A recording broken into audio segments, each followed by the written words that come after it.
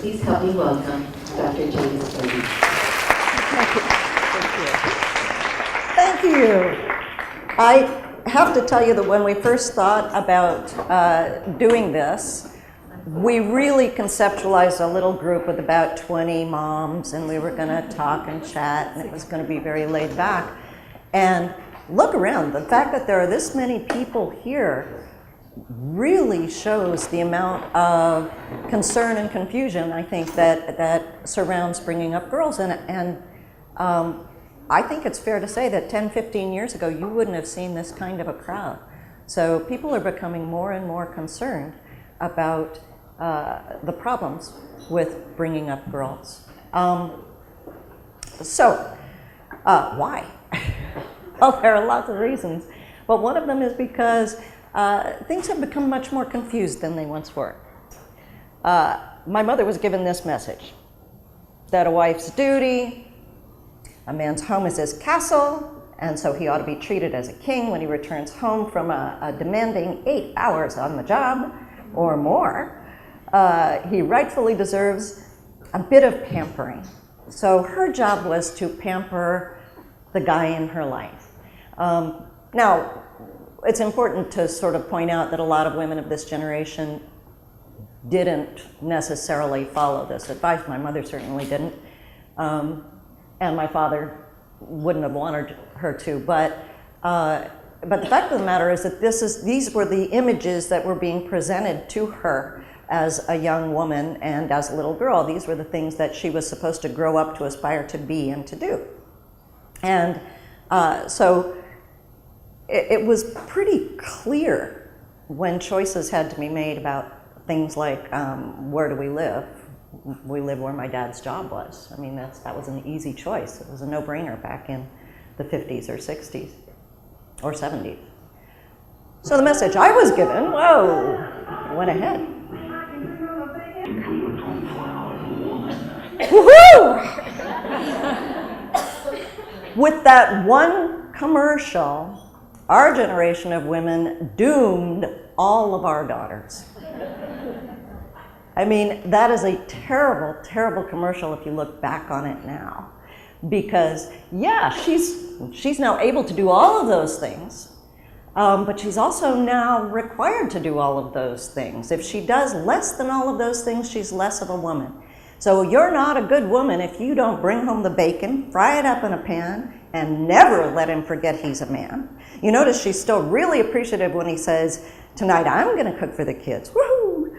Oh, thank you, dear. So the expectation in the 80s was not just that we could have it all, but that we would be it all.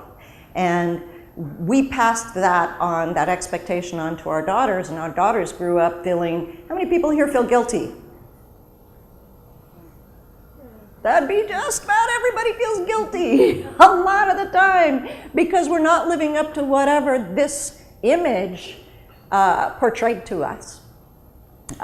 We're supposed to be good moms, we're supposed to be academic achievers, we're supposed to be amazing in business, we're supposed to be great in bed, we're supposed to be sexy looking so everybody covets us, but they don't tell us because that would be harassment. And so on. So, wow, this thing really wants to go. She really wants to be a woman. So what messages are we giving our own daughters? Some messages just simply don't go away. Two of the images that our daughters, or your daughters rather, my granddaughters will be seeing are things like this. We've got Barbie here on the left, who you'll notice is impossibly shaped, and the girl on the right who looks a lot like her, she's an actual swimsuit model, and obviously is not very healthy. And that's what kids are seeing. Now, bad enough, how many people have heard of this, the Target commercial? Really, not very many. Okay, Target screwed up by having a Target commercial in which the photoshopping was very, very evident. So you can see in the first one, her arm, they were shaving her body or shaving her arm so that it would be thinner. and they left a little dangling piece there of her arm, and her crutch is gone. So they were shaving her legs. You know, they were shaving off pieces of her legs so that she would have a big gap. Now, the thing that's really scary about this is that this was a junior swimsuit commercial. So this was a swimsuit commercial that was aimed at like 12 and 13-year-olds or 11-year-olds. It wasn't even adults. So we're going to take a little Ellen DeGeneres break just because, of course, she would have something to say about this. So I thought you might like to see her clip on this. Hold on.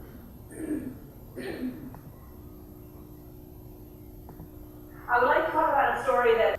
So it's a good thing we can laugh about it, but the fact of the matter is it's pretty terrifying, isn't it? We're holding kids up. It's no longer enough just to have skinny models who are starving themselves to death and are unhealthy. We now have technology to help us get to a place where people can't even humanly possibly get to. And those are the images that girls are seeing and comparing themselves to as they get to be, as they grow. And the fact is, if Barbie were real, her bones would be so frail that it would be impossible to walk, and she would only have room for half a liver. She'd be 5'9". She would have a 39-inch bust, an 18-inch waist, 33 inch hips, and a size 3 shoe. Her foot is only like this big. And she wouldn't be able to menstruate because, of course, she would be so thin. And she'd have to walk on all fours because of her proportions. She wouldn't be able to pick up anything because her wrist is so tiny compared to the rest of her.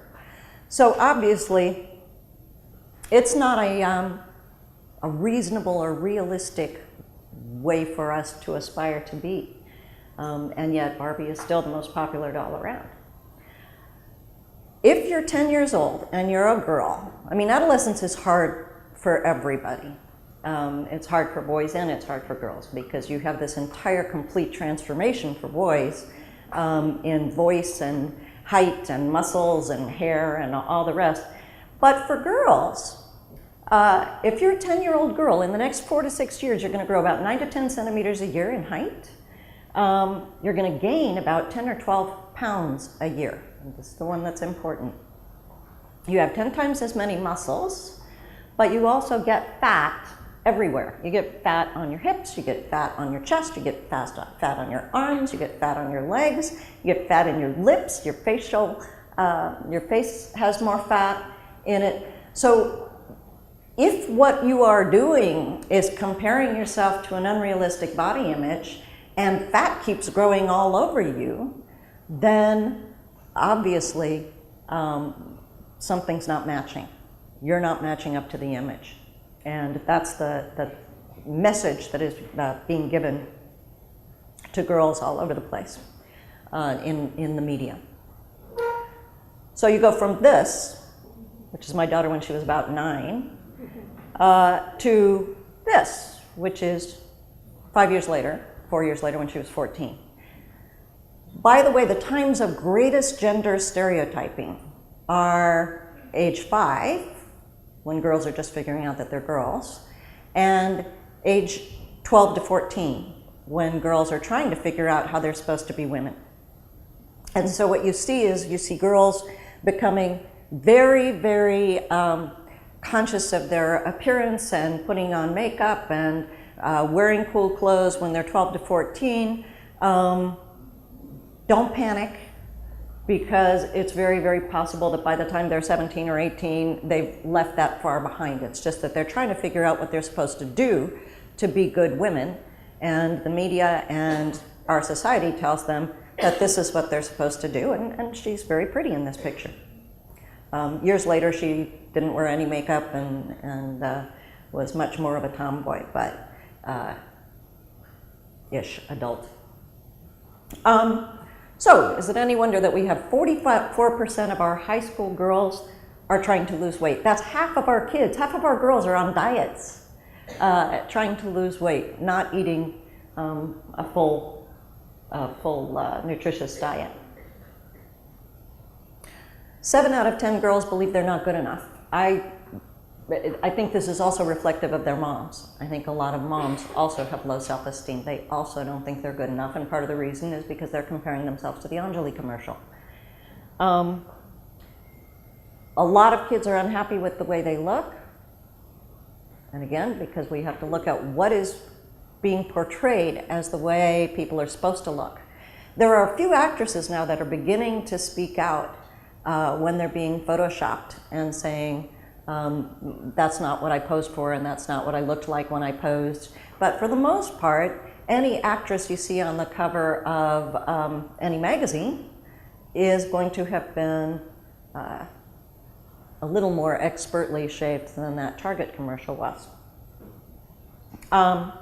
Some girls, by the time they're 6 years old, are already talking about being fat. So it's pretty hilarious. You've got little 6-year-old girls who have no fat on them at all, and they're talking about being fat. Where do they even hear that? A lot of it is from the media.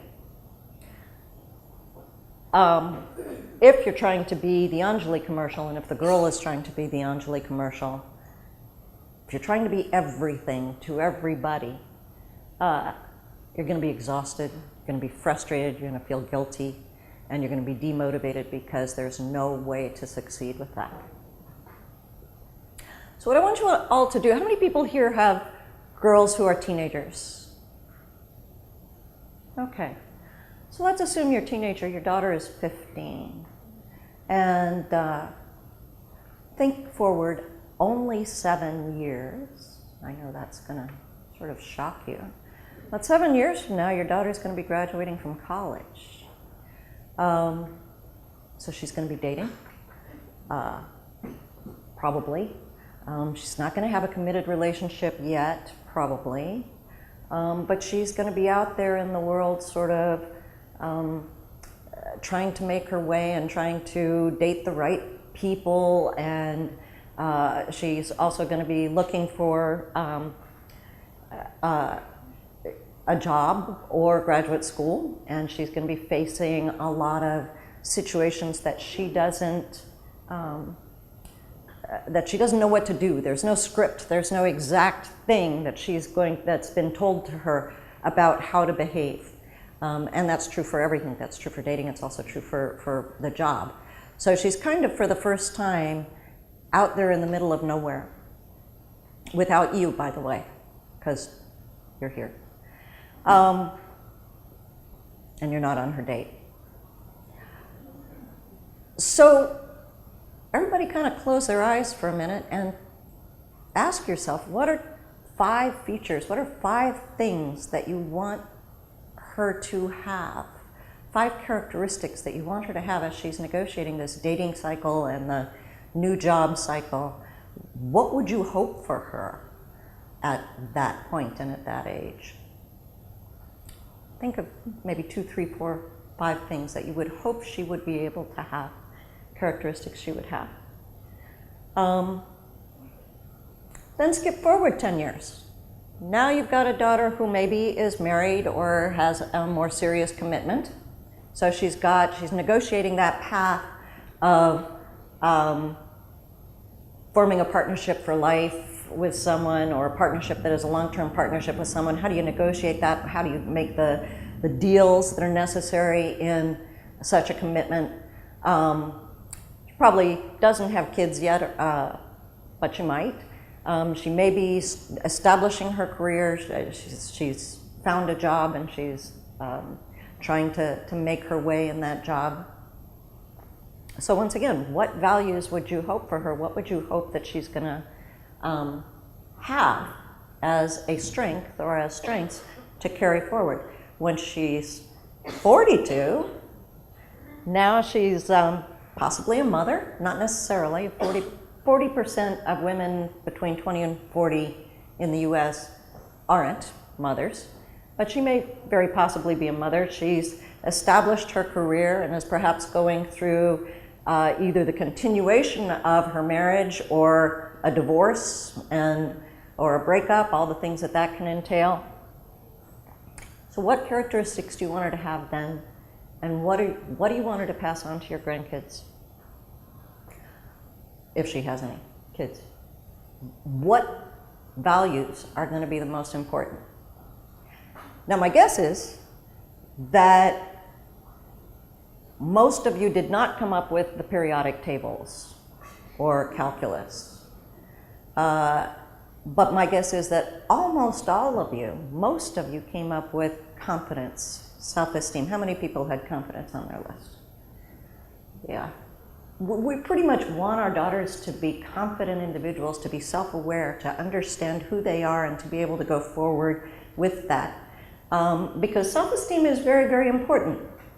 You know, Rick Lavoie was here a few years ago, and he compared self-esteem, confidence to poker chips. And I thought that was a great analogy.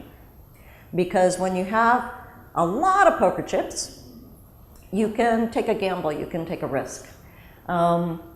So you have some girls who maybe just their lockers are overflowing with poker chips. They have millions of poker chips, lots and lots of self-esteem. So if they fall down, or if they do something wrong, or that they make a mistake, it's okay, they've still got lots more poker chips. And that means that they can take a chance. So when they go to history class and it says, what year did Columbus sail, they can think to themselves, well, I think it's 1492, might be wrong, but if I am, what am I going to lose? A couple of poker chips, I'm fine. So if Jenny is like that, she's going to be very able to answer questions, able to work with teachers. If Mary has only 3 poker chips, she really doesn't feel very good about herself, and she's really holding on to those poker chips for dear life. And she goes into that class, she can think to herself, well, I think it's 1492, but it's going to cost me 2 poker chips if I'm wrong, and I do have to go up and talk about the grade with my teacher afterwards. That's going to cost me 10 poker chips, so I'm already in the hole. So I'm not going to raise my hand because I could be wrong. So if you don't have a lot of poker chips, you don't take a lot of risks. As parents, says Rick Lavoie, it's our job to give as many poker chips as possible. They have to be genuine poker chips. You're not going to say things that are untrue or unrealistic. You're not going to be fake. Kids can smell a fake a mile away. You're going to say things that are real, but you're giving as many positive strokes as possible and as few negative strokes as possible. So every time you criticize your child, every time you put her down, every time you say something negative, you're taking away a couple of poker chips. And sometimes that's necessary, you know. Sometimes that's good parenting. But for the most part, the rule of thumb is give as many as you can, take as few as you can. And this is a really important one. Get in the way of anybody who you think is routinely taking away her poker chips. And that could be her brother. It could be a friend. It could be her teacher. It could be lots of different people who could be taking away her poker chips. And obviously, just as parents have to sometimes take away poker chips, other people sometimes take away poker chips as well, and that's fine. But if somebody is consistently taking away your child's poker chips, especially your daughter's, then you want to interfere, stand up, and help her get through that. Because with poker chips, you can ask your boss for a raise, you can give a presentation, you can write a book, you can start a company, you can meet new people, you can leave a bad situation. I have met lots and lots and lots of women who are in terrible situations who just can't leave because they don't have enough poker chips, you know. Or sometimes they find another very, very bad solution because they just didn't have enough poker chips to stand up and leave a bad situation, an abusive friend or abusive spouse. One way to be sure that kids have enough poker chips is that parents have to make sure, or girls have enough poker chips, they have to make sure that that girl's mom is treated with respect. That means by everybody. That means by the people out in the wild, wild world, and it means all the people at home. The sons and daughters in the family, the husband in the family, they have to treat the mom with respect. If they don't treat the mom with respect, then what are you saying to those daughters? Remember that you are your daughter's biggest role model. You are the person that your daughter is looking to as being the person they want to emulate. And when they grow up, what they think is normal is what they saw you putting up with. So if you allow your daughter to be a brat with you, then you can expect that her daughter is going to be a brat with her. And you can just tell her, no, I can't do that because I want you to grow up and respect yourself as well. The best way to build confidence and self-esteem is competence in something. And the best way to build competence is to find something you love to do, find a passion. So when girls are young, finding a passion is hugely important. Get them interested in something that they can do that maybe everybody else can't do. Sailing, rock climbing, first aid, drama, singing, music. Now, it's not just something that mom and dad have imposed on them, but something that they have sought out as being interesting to them. Volunteering is tremendously important when they get to be preteens or young teens. Because not only because it builds their competence and confidence, but also because it builds their overall emotional well-being. When you do something kind for somebody else, it's as satisfying as eating ice cream, as it turns out. So having them out where they're actually doing something that benefits other people is tremendously important to their own sense of confidence and self-esteem and understanding of the world. Talk. We're all women, so we talk. Women talk. We have always talked. Throughout the millennia, we have talked. Around the campfire, we have talked. That's what we do. We're great talkers. There's all kinds of neurological evidence that we're sort of wired to be great talkers, and that we're better at talking about our emotions. But what I think is interesting, and have thought is interesting for quite some time, we connect by talking. Men tend to connect by doing. So they do stuff together. They play golf, or they play handball, or they run a business, or they whatever. They're connecting when they're doing that. They may not say a word, but they're connecting. And we tend to connect. We're doing stuff, but at the same time we're doing stuff, we're talking about things. And so over the years, for most of the time that women have existed, we have had places and spaces and tasks that we performed that were multi-generational tasks where we were together and we talked. And there was a time allotted to that. So women would spend time cooking or sewing or even working in the fields or childcare, but they would spend time when they were with other women, but not just women their own age. They were with other women who were lots of different ages, their mothers and their grandmothers and their aunt Bettys and all the rest. Now, my great-great-great-grandmother was on a farm, and on this farm there was a lot of women's work. You know, there was cooking, there was sewing, and there was cleaning, and there was all this stuff that they were supposed to do as part of the farm. And when she was a little girl, she had to go every single day to her grandmother, and I have a picture of her grandmother, probably one of the first pictures ever made. Her grandmother was not nice looking. She was really, really, really mean looking, and she would have to go to her grandmother and she would hold out her hands to her grandmother, and her grandmother would look at her hands and shake her head because the hands were too small for sewing. And finally, one day, she had hands big enough to go into the room where all of the women were sewing. When your hands were big enough, you could go in with all the other women who were sewing. And then she got to start sewing her sampler, and she was not allowed to speak. She couldn't say a word until she had one perfect sampler. So every day at the end of the sewing time, which was about 3 hours, she would go up and she would give her sewing to her grandmother, who would tear out most of what she had done. and she would have to start over the next day. But the important point is, what was she doing during those 3 hours in addition to sewing? Listening. She had lots and lots of time to sit and find out what her grandmother thought about so-and-so, what her aunt thought about having babies, what they found difficult about their lives, what they found good about their lives, who they were angry at, why they were angry. So there was a tremendous change of culture that was sort of inherent in the fabric of society. And that was true really up until this generation.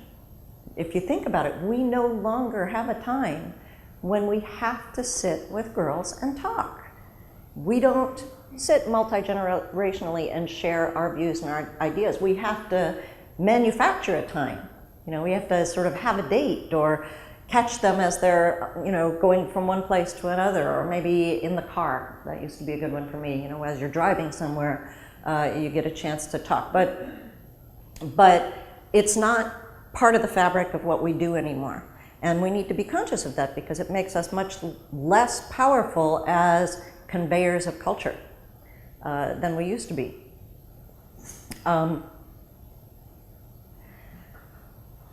Remember, the age of greatest gender identification is age 5, when little girls become princesses and wear pink and do their hair and so on, and ages 12 to 14. So if you want to have lots and lots and lots of impact on your daughters about things that are sort of the adult topics we tend to talk about, sex, drugs, rock and roll, age 9 to 12 is those are great times because girls are actually listening. They really want to know your opinion. They really want to know what you're thinking. And they haven't yet gotten to a point where you're not the first voice they listen to. The first voice they listen to is the movie star or the friend at school. So there are lots and lots of good girls programs in town. One of them that I like a lot is the Real Girls program that's run by MindQuest, which is a great organization that works with us at the Family Development Center. But I myself have a different program that I run every once in a while, not all the time, but every once in a while. I run a program that I call the Conversation of Women, which is different from some of the other programs, all of the other programs that I know of, because it's with mothers and daughters. And the mothers and daughters come, and I'm there, and I'm of course a generation older, and sometimes my friend comes, who's also a generation older. And we're able to talk, and we talk about everything. We talk about boys, we talk about marriage, we talk about jobs, we talk about self-confidence, we talk about the Target commercial, we talk about body image, we talk about diets, we talk about everything. There is a conversation of women that goes on. And the feedback I always get is that it starts a conversation that goes on all week because you're constantly referring back to or talking about stuff that you talked about on the Saturday and thinking about things that you could be bringing into the conversation and so on. So, and it's for girls 9 to 12 because they're old enough to understand a lot of these issues, but they're young enough that they're still listening to the voices around them. When you are talking to your daughters, listen without judgment. That doesn't mean that you necessarily agree with them. You can disagree with people without being nasty about it. Never say anything that is permanent, punishing, or pervasive, like "you're so stupid." "You're so stupid" is permanent. You're never not going to be stupid. It's pervasive. All of you is stupid, not just your finger. And it's punishing. It's mean to say. So whenever you're fighting with anybody, don't say anything permanent, punishing, or pervasive. But with girls especially, stay away from saying things that are going to last forever, because those are the things they're going to remember 20 years later and come in and see a therapist about. You know, my mother may have said wonderful things for 20 years that were all great. And you'll have people coming in and saying, well, my mother one time told me I was a pig, so. And that's what they'll remember. Those things can really, really hold on for a long, long time. So model fair fighting, allow disagreement. You want your daughter to disagree with you. Because if your daughter is brave enough to disagree with you, if she can practice disagreeing with you in a respectful way, then she can respectfully disagree with her boss, she can respectfully disagree with her spouse, she can respectfully disagree with her children in the future. So you want her to be able to disagree respectfully. That's a skill that takes practice, and you get to be the practicing person. You want to be listening carefully to the problems that she describes. You want to empathize. You want to sometimes say, yeah, I had the same problem. But you don't want to be joining in. You don't want to be suffering the same amount of angst or anger or sadness or confusion that your daughter is feeling. If you are overwhelmed by emotion about something your daughter is going through, you need to step back, take a breath, go see a therapist. Don't dive into the water. If your daughter is flailing around in the water saying, I'm drowning, what she wants you to do is throw her a lifeline. She wants you to throw in a life preserver, or maybe give her a hand up. She doesn't want you to jump into the water and say, me too, right? So keep a head on your shoulders, keep stable, and don't jump in to join her misery with whatever it is. The girls who are teasing her at school, or the fact that she broke up with her boyfriend, or her problems with getting into the college she wants. There are lots of things that are challenging and difficult that your daughter will go through. She doesn't need you to join her, she needs you to help her. You don't go to the doctor and say, doctor, I've got a headache, and the doctor says, oh, me too. That's not very helpful. Okay? Everything should be talked about. If she's not talking to you about these things, who's she going to talk to about these things? If you can't make an impact on the way she feels about her body, her boyfriend, her friend at school, the mean girls, or drugs, then who's going to have that voice? Because somebody will. Somebody will be talking to her. If it's not you, you're giving up your place as the prime person who can talk to her. And it doesn't always have to be direct. You can talk to her about a newspaper article you read. I read a newspaper article about a girl who was smoking marijuana and got kicked out of school, and she was only 14. What do you think about that? Well, your 13-year-old daughter may be a lot more willing to discuss her views on drugs if it's removed a little bit from her. If you turn around to her and say, so, which of your friends use marijuana? She's not going to open up a whole lot. But if you bring it up as something that kind of, you happen to pass, I have a friend whose niece is having sex or got pregnant. What do you think? What should I tell my friend to tell her niece?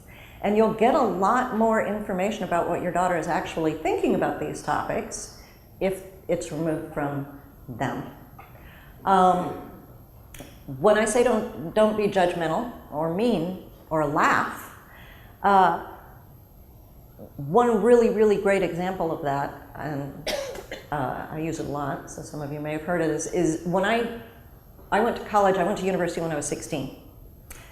Not too surprisingly, I dropped out of university when I was 17. And I came home, and I had a plan. It was the 60s. And I had a plan. My plan was that I was going to start a farm, and I was going to grow all kinds of crops. I was going to build the house, and I was going to make the furniture, and I was looking up at the library, because we didn't have websites, lots of different kinds of, homemade furniture kinds of things, and how you take care of your cows kind of thing. Now, I was probably about as well versed with farms as your daughters are, growing up in Hong Kong.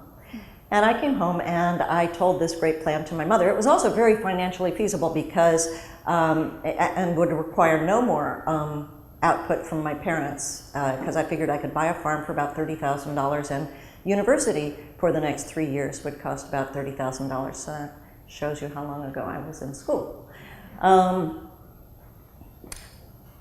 My mother listened to all of this. She did not guffaw. Bless her.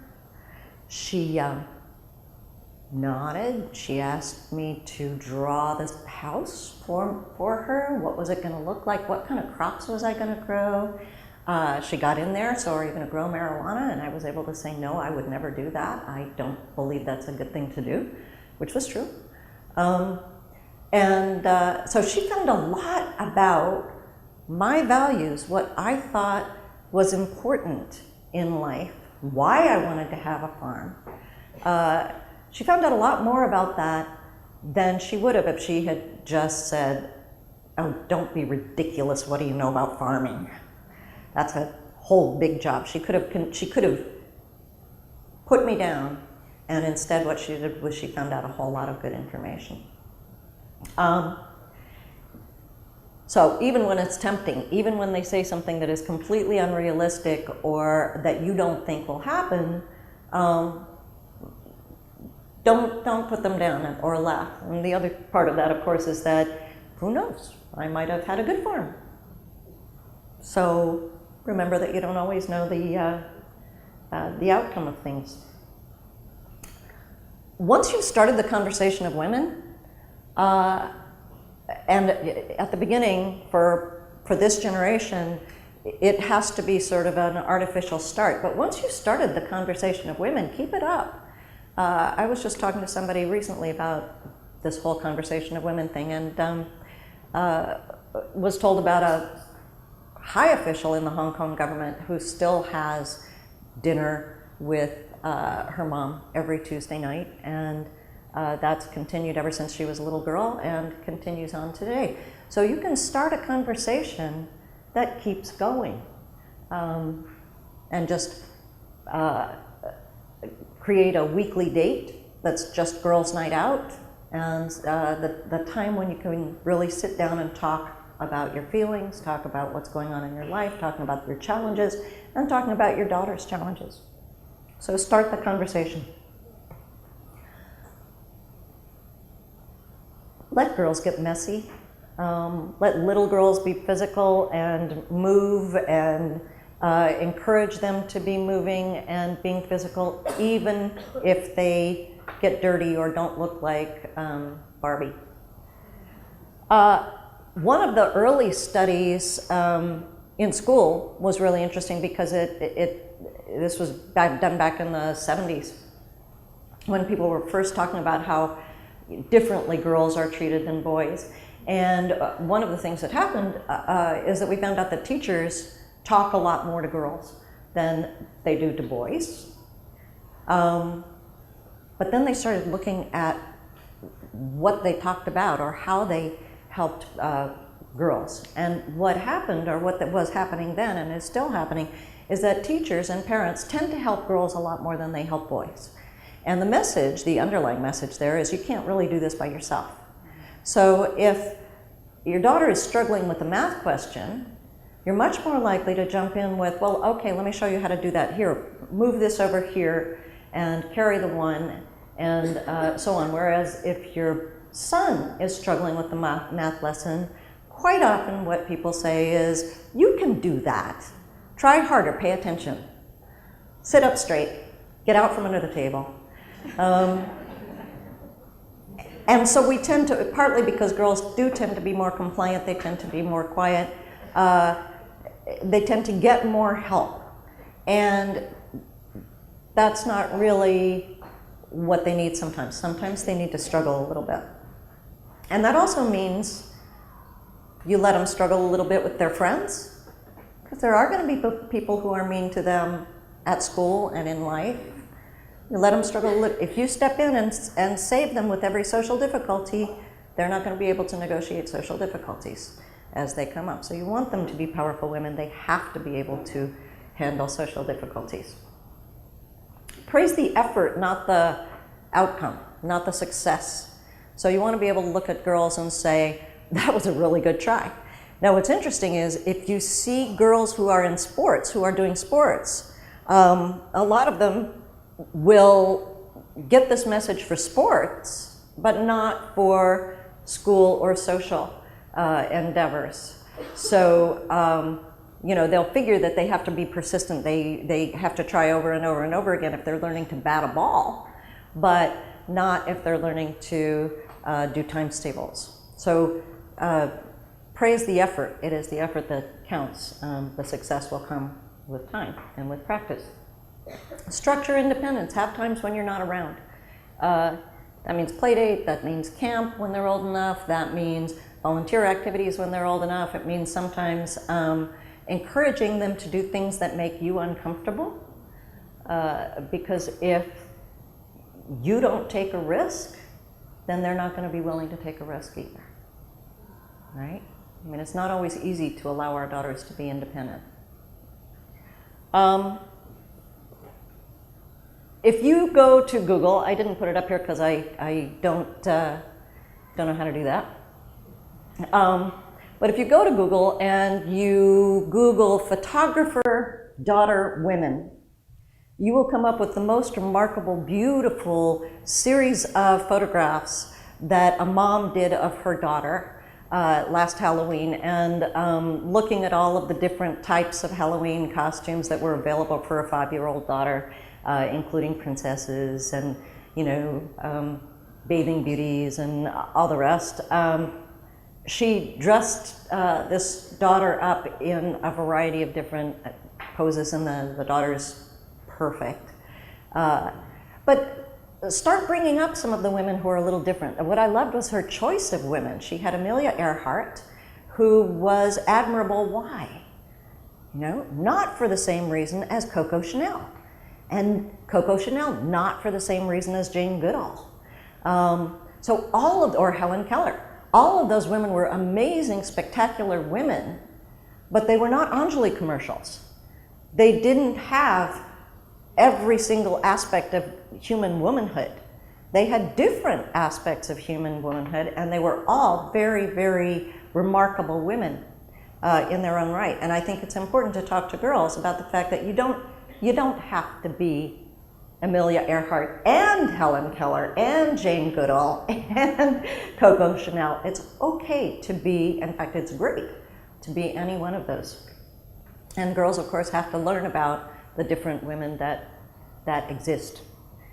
87% of the engineers in the United States are men. There are a lot of people who would say that's because men are better at engineering and spatial relations than women.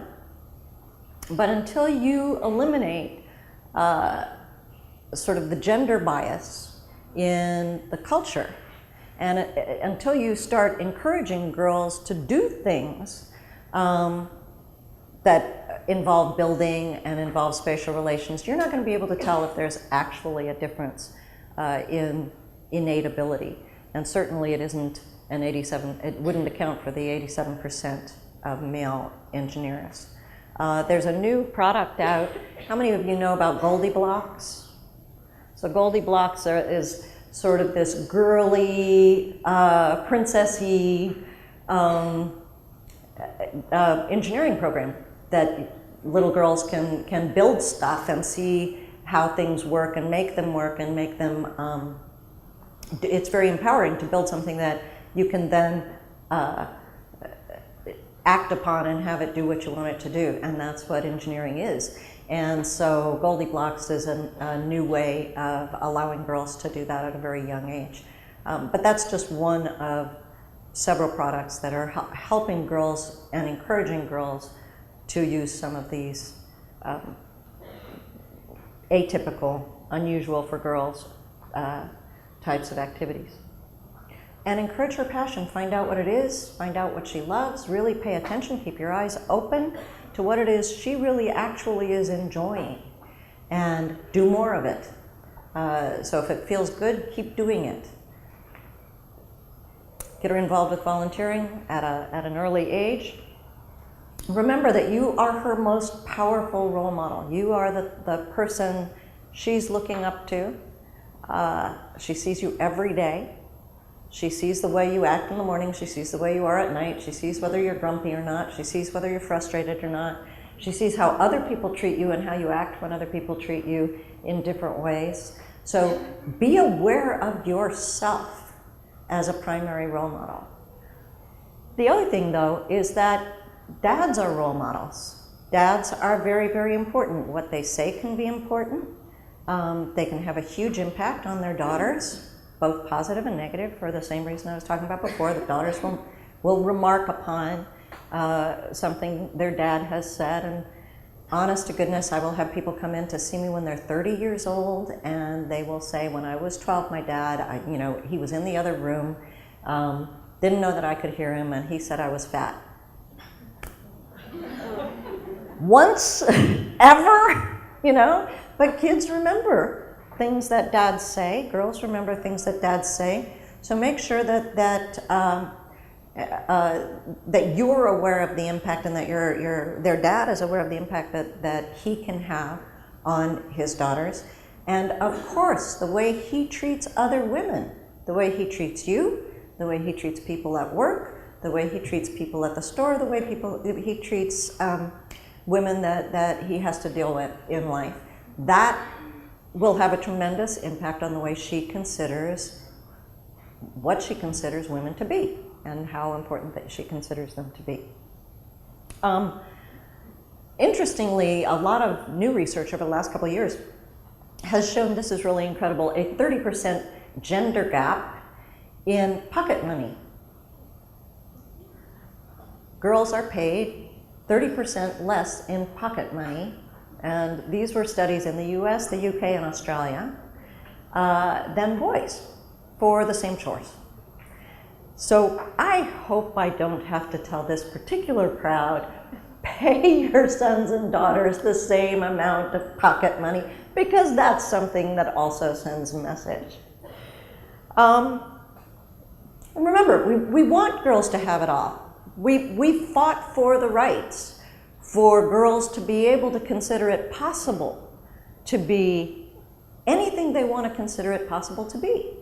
That was a very, very important battle, and it's still going on. I mean, interestingly, one of the great books in the 80s was a book called The Second Shift, because it was talking about how women were now working, just like the Anjali commercial, they were now working, but they were still the primary caregivers and the primary house cleaners and homework workers and laundry people, and so they were doing a second shift. Their husbands would come home and would sit down and watch TV and then come eat dinner. And in the 80s, this was a big problem.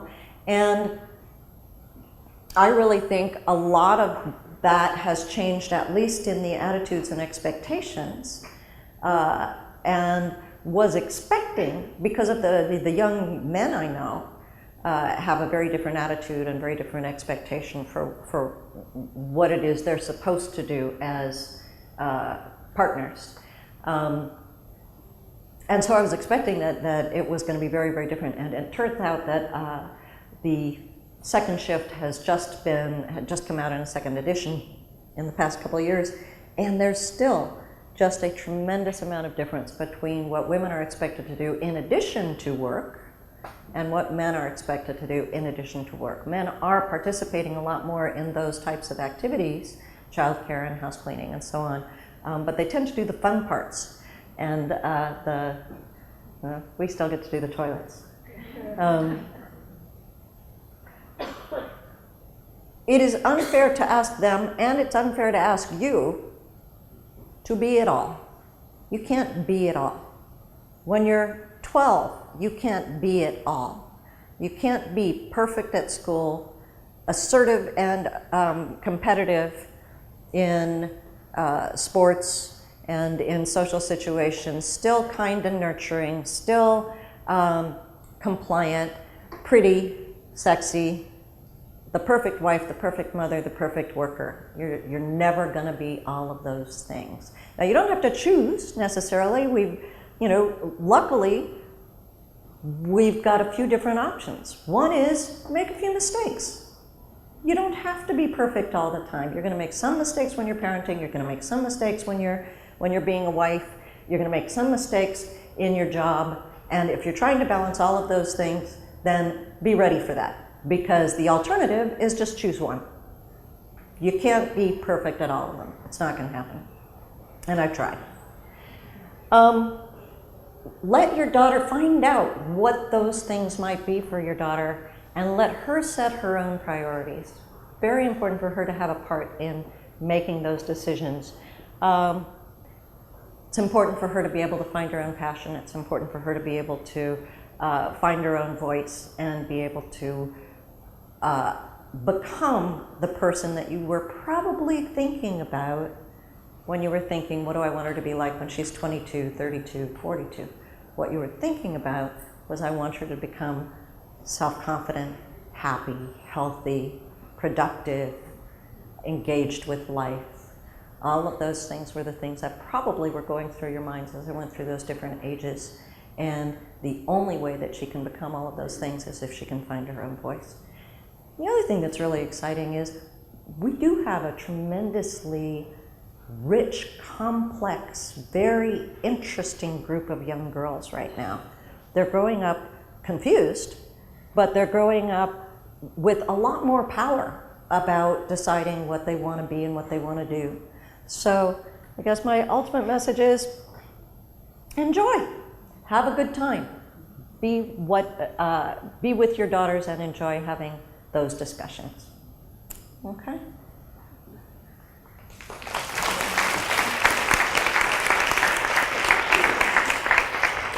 Figuring that we are women, I figure we probably are going to want some questions and some talk.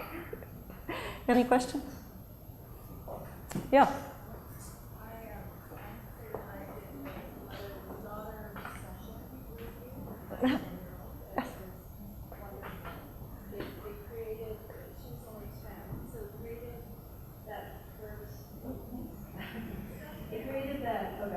I did the mother-daughter sessions with Dr. Blurton, and when Kinsey was 10. And the great thing about it was it opened up the dialogue for the first time with she and I, and with some other moms, where she was reticent before to talk about the changes in her body. She was reticent to talk about things, even though they were starting to teach it in school already, right? So I highly recommend it.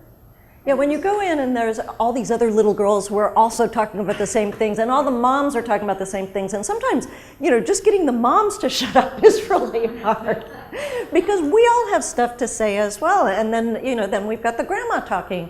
So it ends up being a lot of fun. One of the funny subjects was that as a mom and a daughter, we also talked about what we would love to see in a boyfriend versus what we might want to see in a husband. So my question to you is dialogue. So I find that when I'm in the car with Kinsey, she'll say, "Okay, what do you want to talk about, Mom?" Right? I don't get that in the house.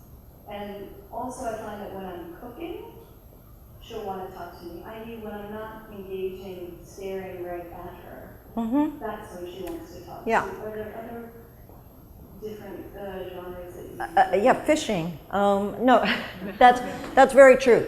When you're, that's why women's work used to be such a powerful thing. When you're sitting, and we do that ourselves as well. When we go to have coffee or tea, we might drink coffee or tea, but the main reason we go to coffee or tea is so we can talk, right? When guys go out for a drink, they might talk, but the main reason they're out is to have a drink, So it's the emphasis on the activity. And if you can make it something where it's not, you're right, not straight on, I'm asking you questions, but where you're actually looking in a different direction, driving, cooking, sewing, and that is my point, is that we don't have too many of those activities built into our culture anymore. They used to be inherent in our everyday life, and now they're not. It's hard to find them.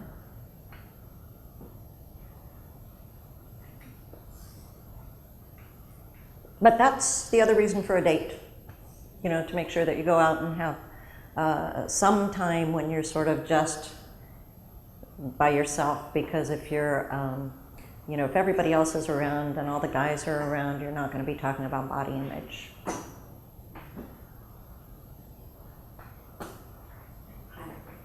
How do you explain your daughter's life when her peers, when her friends become more important than you? Okay, well, first of all, her friends are never more important than you. You know, teenagers go off and they listen to other voices during the time that they're, you know, between about 13 to 17.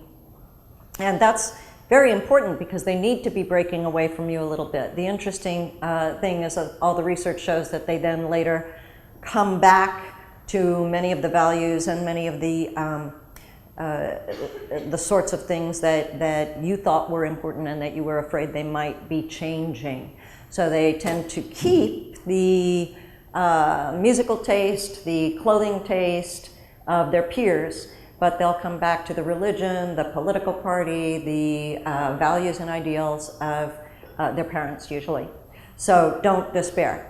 That's the first message. The second message is they are supposed to be listening. If a child grows up and he's only listening to his parents, then he's not doing his job as a teenager, because his job as a teenager is to find his own voice and to find his own personality and to individuate, to become a different person. And he can't do that if he's always listening to you. So sometimes parents despair because even the very best parents have kids who aren't listening to them very much when they're teenagers, sometimes even more so because it's even harder to break away from or individuate from parents who are great parents. So you'll see kids going through that process. But you always have a powerful voice. So the best thing to do if you see, first of all, pick your battles wisely and remember to let them fail a little bit. Remember to let them take risks.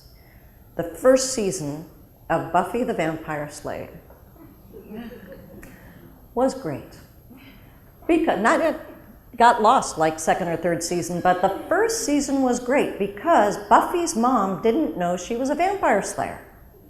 So Buffy was going out. She was fighting vampires. She was doing kicks. She was, you know, narrowly escaping death. She was saving the world.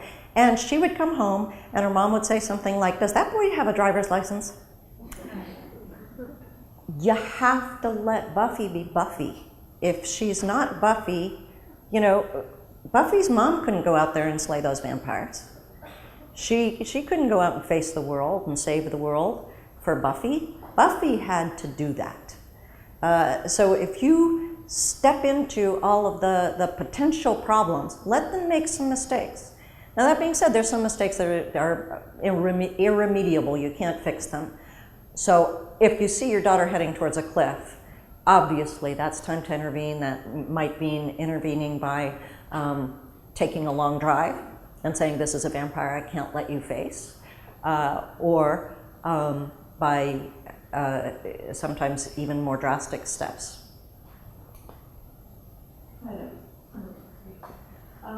You kind of answered my question with what you just said, but I was going to ask in the beginning, you said block people who take your daughter's poker chips. And then a little later you talk about letting your daughter struggle and don't jump in with her. Do you have any comment of where's the line? And when to let her pet? Yeah, with younger girls in particular, those are the times you really want to be able to step in and stop people. But I didn't say people who take their poker chips. She's going to lose a few poker chips from time to time. It's people who consistently steal her poker chips. So if you have one person who is sort of the person who is always bringing her down, that's a time that you can intervene. And you can either intervene gently by talking to her and talking it through the problem, you know, trying to figure it out, or if it's an older or more influential person, then you can you know, have it out with that particular person. you know, siblings are tremendously important, and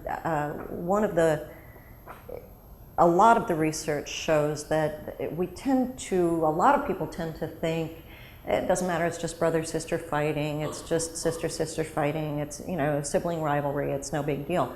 But actually, growing up with somebody who is very critical of you all the time helps form your self-concept, your self-image. The image in your family of who you are becomes something that you carry throughout your life.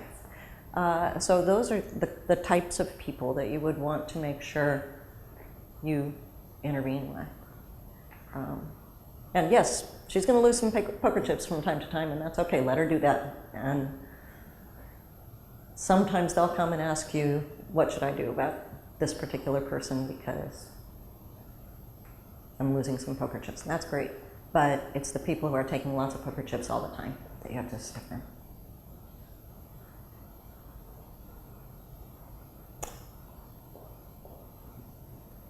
It may not be a girl specifically, but what's your view on dealing with attitude? Because I've a 10-year-old daughter who gives me a lot more attitude than my teenage son does. It drives me crazy. Right. And I don't know if it's just because it's a girl. I was going to say, it's not so much that there's an attitude difference. It's not that girls have more attitude than boys. It's that they express it differently, and I think to women more painfully. You know, men tend not even to notice as girls roll their eyes. God, Mom. And, you know, boys are much more direct. That's stupid, Mom. Girls are like, okay, whatever.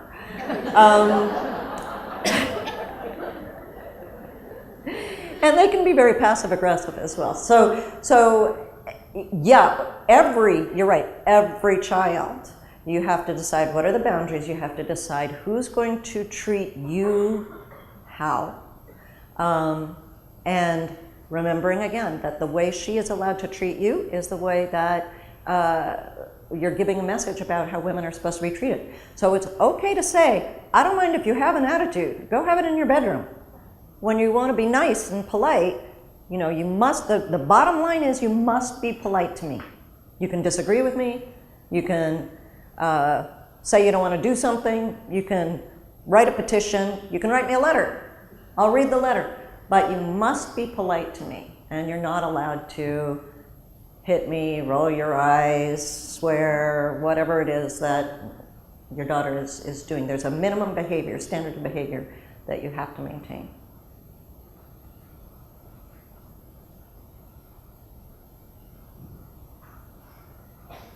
Oh, also, actually, that's a very good tactic. There's a lot of times when you're talking to teenagers in general, but especially girls, when they're looking at you and they're making it very, very clear without actually moving a muscle that you are so not being listened to. So rather than raising your voice and speaking louder, which doesn't work with anybody, a really good thing is to write a note. Write a letter, and then take it to them and say, my job to say it, your job to read it, I've said what I needed to say. And then walk off. Don't look back. And, you know, 9 times out of 10, they're going to read your letter. And at least you got your points across, right? I was going to ask you, where do you get the line between confidence and overconfidence? And I think when it becomes too confident, overconfident is not backing it up, becomes a sense of entitlement. And that's the thing I find a lot of kids nowadays. So, is it possible to have too many poker chips? Yeah. A lot of people, I think, have too many poker chips. Yes, it's possible to have too many poker chips, or it's possible to have poker chips for the wrong reason. The best way to build positive poker chips is competence. You know, if you're good at something and you feel good about being good at something, that's great. If you feel like you have a lot of poker chips because every single day your mom's told you you should have a lot of poker chips because you're so wonderful, then it's empty. So build these poker chips in different ways rather than just empty success. And that's also why you reward the effort, or you praise the effort, because effort is continual. You know, if you're trying something and you succeed, then you try the next hardest thing. Effort continues. Success is closed. It's something that's finished. So if you only praise success and you don't praise the effort, first of all, kids will aim lower so that they can have the success. And second of all, they don't have that sense that they need to continue working, that it's the effort that's important. And so it's important to do that. Or give poker chips for the effort, not for the success. I'd like to ask, refer to your issue about acting. My girls are sweet girl, but somehow I think she's 16 now. Mm-hmm. But somehow I think it's the age thing. And I believe. And a lot of time I do something and talk to her about time, we talk. And I believe what Elizabeth said, but they don't respond right away. And sometimes when it comes to the attitude, she's like doing whatever you say, you know, the rolling eyes, and you know, whatever, you know, that kind of thing. And I would like her to feel how will she feel when someone is doing it to her. So sometimes I will imitate her, and she will look what she has done. Right, because To me, sometimes, and I will, like, I don't respond to her right away when I call her 10 times and she doesn't respond, so I do the same. And I talk the same way like she talks. And she would say, oh, Mom, you're so mean. yeah. So actually, you don't want to be doing that because you're actually modeling for her what she just did to you. So she said, Mom, you're so mean, you know. So Yeah. I said, that's what you've done. And what do you think? So is it Did she get it? Yeah. Is it Okay. right, or there will be side effects? No, any way you can get a point across is a good way to get a point across. But if you've called her for dinner 10 times, somebody doesn't learn very quickly. And it's not the kid, it's the mom. If you call her 3 times, then don't buy it. She's making you play a game that you shouldn't have to play. And what you want to be doing with her is then saying, I'm not playing that game. There are lots of different ways that you can do that. You can either say, well, sorry, we had dinner. Yeah, I called you, you didn't come. Tough, no dinner for you. Or you can hand her a card that says, if you're not at dinner in 10 minutes, then you don't go out tomorrow night. Or, you know, so you have to have whatever the consequence is solidly in your own mind. You have to remember that you're the queen in your house. You are the boss. And you have to sort of repeat that before you go deal with the daughter who's rolling her eyes. If you're talking to her and she's not listening, that's a good time for the note or for the letter, because she's acting as though she probably isn't inputting anything that you're saying. So you might as well give it to her. She might not read it right then, but she might read it later on. If you're calling her for something or telling her to do something and you've already done 3 times, there's never a 4th time. Either she doesn't understand, or she can't do it, or she's saying no. Assuming you're speaking the same language, she probably understands. Assuming it's a task she can do, like come to dinner, then she can do it. So she's just saying no. Don't go on with the 4th time. We're big on teaching compassion in our house, and so it's very easy to be compassionate when people are being nice to you. My child is a little bit older, and she turned around a number of years ago and said, when is it my turn? And I kind of think that I might have made a mistake, because every time someone was mean or whatever, I said, you know, you've got to always put yourself in their shoes, think about what's going on for them. And eventually she said, yeah, when is it my turn? So I'm just wondering, when is it their turn? Or is it their turn? Or what do you think? The problem with being a really, really nice person is that people expect you to be a really, really nice person. And the alternative to being a really, really nice person is not being a very nice person. Most people who are really nice people will recognize that that's not a choice they want to make. And some kids are, and it's not just girls, some kids are just very nice, understanding, compliant, compassionate kids from the time they're little. And what happens, by the way, and this may partly account for the gender gap in pocket money, what happens is that we then turn around and expect those kids to do more. We ask them to do more. It's easier to ask them than to ask the other kid who's not gonna, who's gonna react or roll her eyes or throw a fit. So we tend to ask more of those kids, and it's a hard problem. That's a great jumping point for a great discussion with her about philosophy of life, about what kind of person does she want to be, about the fact that, yeah, she could stop being compassionate, but that's not really something she probably wants to do or could pull off very well because she's a compassionate person, about how people do like her. She needs to find her boundaries, decide what those are, and say, I can't be so compassionate that I'm weeping in my room all the time and I'm not really taking care of myself. But at the same time, that's a gift. You've taught her well to be somebody who values other people. There's an upside to that. I had a lot of that is temperament as well. I had 2 sons. Well, I had 3 sons.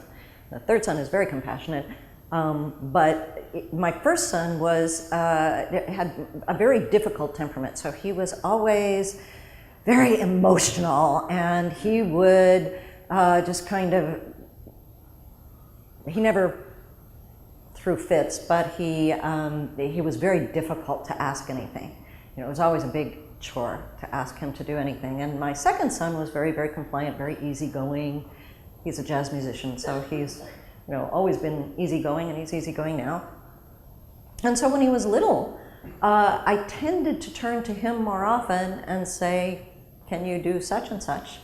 And there was one time when he was about 14, he looked at me and said, Mom, I don't mind taking out the trash. I'd be happy to take out the trash, but you do realize that you never asked Jeremy to take out the trash. And I thought about it, and I went, well, that's totally true. If they're both in the room, the one I'm going to ask is Christopher, because he's more likely to not make a big deal out of it. And that was the jumping point for a great discussion. Yes, you're kind of stuck with that personality for your life. What do you want to do about it? You can become somebody else, but I don't think you'd like yourself if you became that other person. So. Meanwhile, I'll try to ask Jeremy to take out the trash. Anybody else?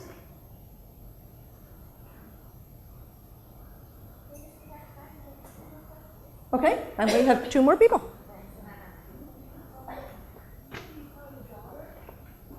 What do you tell your daughter if she has difficulties finding like how to fit it in a new environment? For example, she may find that the jokes that people are talking about, they're not interesting, that she has to make herself laughing. And for example, she finds some of her activities are pretty stupid. What would you tell her? How to fit it? How old is the daughter? Because that makes a big difference. If they're 5, I'd be doing lots of play dates with different types of people. If they're 15, then a little bit of the same. I'd be finding kids, even teenagers, really only need 2 friends. You need 2 people you can talk to and be really close to. And so I would try to finding her passion, finding something that she's really interested in, that she really likes. If you can find other kids who are interested in that same sort of thing through a summer program, through an extracurricular activity, through a club, then she's likely to find people who are on her same wavelength and who find the same thing. Laughing because it's expected of you and everybody else is laughing, again, you want to be able to put your boundaries down and know when that's too much. So that's a learning experience for her. But the fact of the matter is that's a social skill that she's learning that is going to pay off when she's in the workplace as well. So you want her to be able to learn some of that stuff, but you want to keep talking to her about it. How much of that is real? Do you really want to be friends with people who are in this particular, they have this particular different interests. When I was 13, I moved from one place where I had been extremely unpopular in Texas. I was like the cootie queen of the school in 7th grade. And I moved to the 8th grade. And I determined that in my new place, I was going to be popular. I was going to do whatever it took to be popular.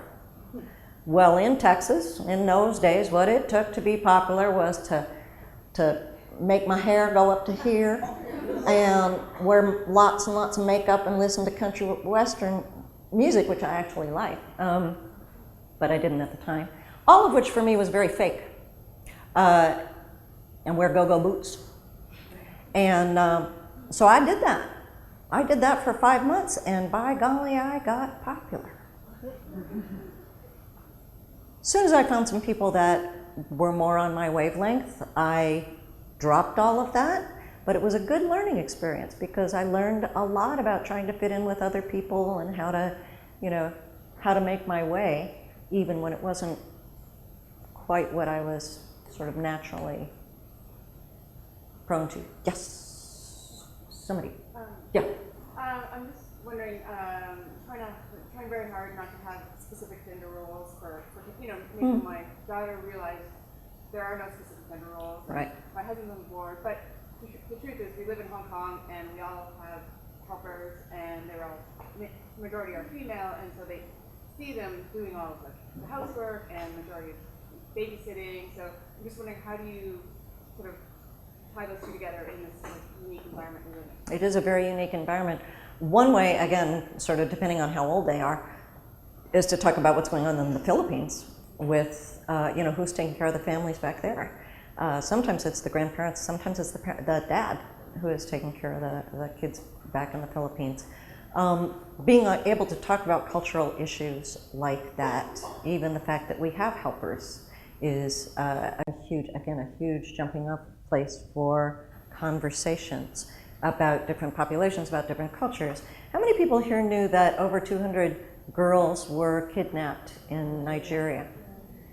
See, I'm surprised actually, because the news didn't cover it for a long time. There's, that's a discussion point. How people are treated in different cultures, specifically women, that's a good thing to be talking about with girls. I have a male helper, by the way. At